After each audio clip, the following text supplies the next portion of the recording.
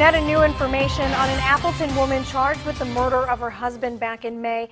35-year-old Tina Haifman was sentenced to 8 years in prison and 4 years extended supervision. NBC 26's Raquel Amel was in court today when the judge issued that sentence and has more from Appleton. It was an emotional day here inside this courtroom as the family and children of Chad and Tina Haifman gave their final statements before her sentencing.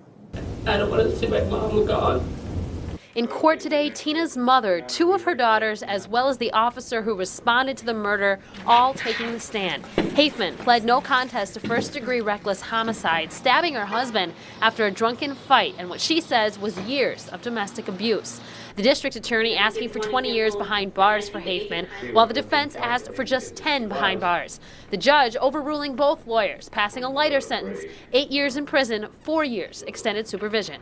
He understood the dynamics of the relationship, and what he did was extremely fair and right.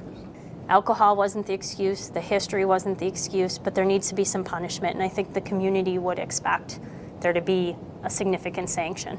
As for the 6 children Chad and Tina had, the 2 oldest ones are staying with their grandmother, while the other 4 are currently in foster care. The hope is to eventually get all the children reunited again.